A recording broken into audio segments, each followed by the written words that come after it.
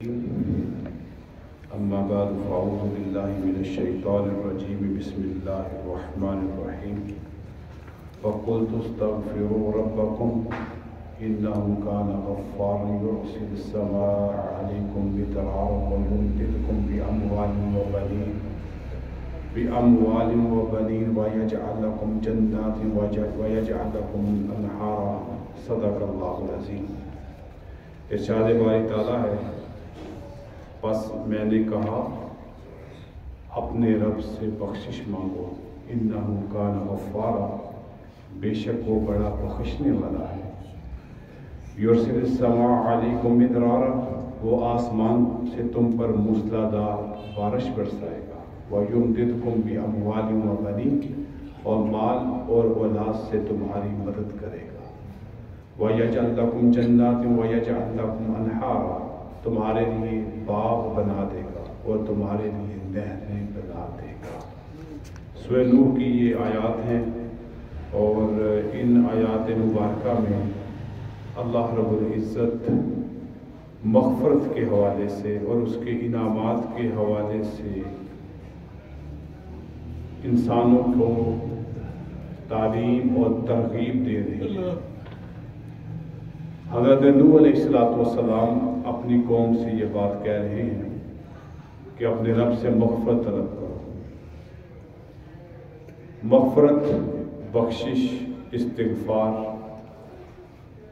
یہ ایک مسلمان مومن کا اکثر وظیفہ ہونا چاہیے۔ جتنا بھی ممکن ہو سکے اپنے رب سے مغفرت طلب کریں۔ مغفرت اور استغفار کے لیے ضروری نہیں ہے کہ بندہ پہلے گناہ کرے اور پھر مغفرت طلب کرے، کیونکہ جانے انجانے میں انسان سے اس طرح کی کئی کوتاہیاں ہوتی رہتی ہیں، اور ان کوتاہیوں پر انسان کو اپنے رب کی طرف مغفرت کا طلبگار رہنا چاہیے۔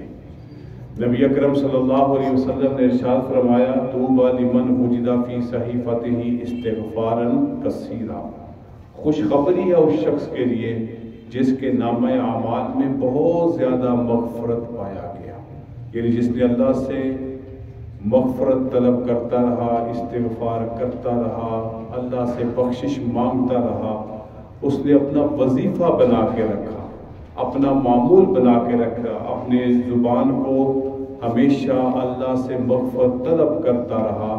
اللہ کے نبی صلی اللہ علیہ وسلم اس کو خوشخبری فرما رہے ہیں۔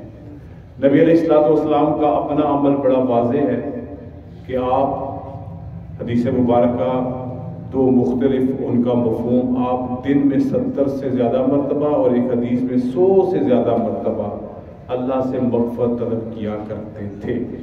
اب نبی علیہ السلام کا اللہ سے مغفرت طلب کرنا کوئی معنی نہیں رکھتا، کیونکہ آپ امام المعصومین بھی ہیں اور خاتم المعصومین بھی ہیں۔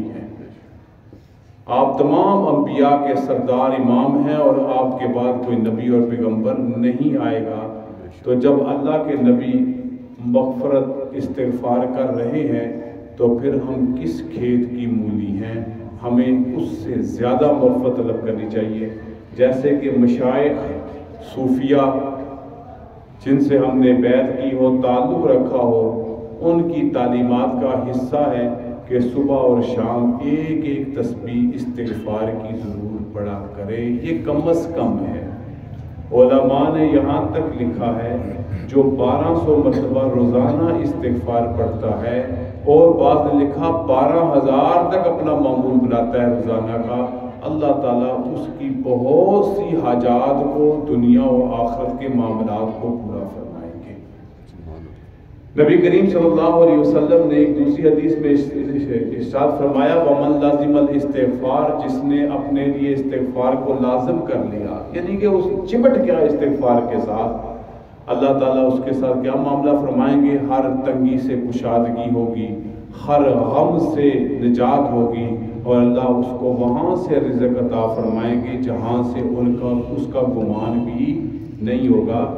اسی طرح کی یہ آیت مبارکہ جس میں یہ ہمیں تعلیم دی جا رہی ہے فَقُلْتُ اسْتَغْفِرُوا رَبَّكُمْ، اپنے رب سے استغفار طلب کرو۔ کیا فائدے ہوں گے؟ پہلا فائدہ کہ اللہ معاف فرمائے گا، غفار ہے، بخشش فرمائے گا، ہمارے گناہوں کو معاف فرمائے گا، ایک فائدہ۔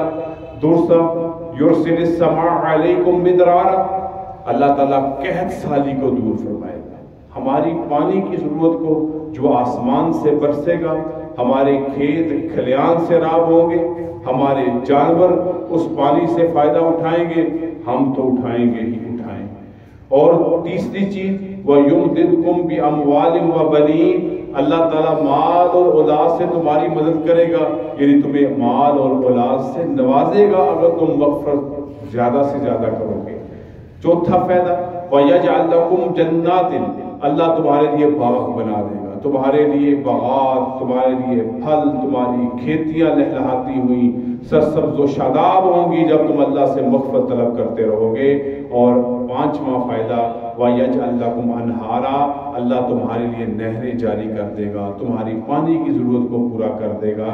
تو یہ ایک مغفرت، ایک استغفار کا وظیفہ ہمیں دنیا و آخرت میں کتنے فائدے پہنچا رہا ہے۔ صبح درس میں بھی یہ بات ہوئی، حضرت حسن بصری رحمہ اللہ کے پاس ایک شخص آیا، عرض کیا قحط سالی ہے، اللہ سے دعا کریں، کوئی وظیفہ بتائیں۔ انہوں نے بتایا کہ استغفار کرو۔ دوسرا شخص آیا، میرے پاس مال کی کمی ہے، کوئی وظیفہ بتائیں، کہا استغفار کرو۔ تیسرا شخص آیا، کہا عرض کیا میرے نرینہ اولاد نہیں ہے، کہا استغفار کرو۔ ایک نے آ کے شکایت کی میری کھیتیاں اجڑی ہوئی ہیں، میرے باغات پھل نہیں دیتے، کہا استغفار کرو۔ ایک نے کہا میرا دل کرتا ہے میرے گھر سے ہی چشمہ پانی کا جاری ہو جائے، آج کی زبان میں بور کروا لیتے ہم، اس وقت تو یہ سہولت نہیں تھی، گھر سے ہی چشمہ جاری ہو جائے، کہا استغفار کرو۔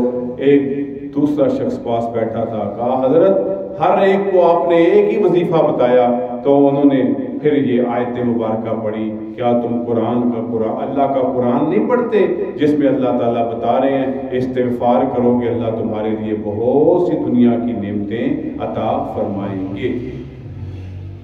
امام احمد بن حنبل رحمہ اللہ تعالیٰ، انہوں نے سفر کیا ایک دوسرے شہر کا، بہت بڑے امام تھے، ایسے امام کے جنہوں نے خلفائے بنو عباسیہ سے ٹکر دی اور ان کو جیل میں بھی ڈالا گیا، بڑی شہرت تھی ان کی۔ ایک شہر میں گئے لیکن اپنا تعارف نہیں کروایا، ایک مسجد میں نماز پڑھی، آرام کی گھر سے لیٹے، مسجد کے متولی نے کہا یہاں پر لیٹنے کی اجازت نہیں ہے، باہر نکل گئے، باہر کہیں مسجد کی دیوار کے ساتھ لیٹنا چاہا، اس نے کہا یہاں بھی اجازت نہیں ہے۔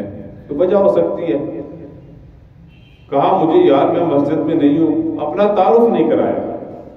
سامنے ایک تندور والا تھا، نان بائی تھا، اس کی دکان تھی، وہ سارا منظر دیکھ رہا تھا۔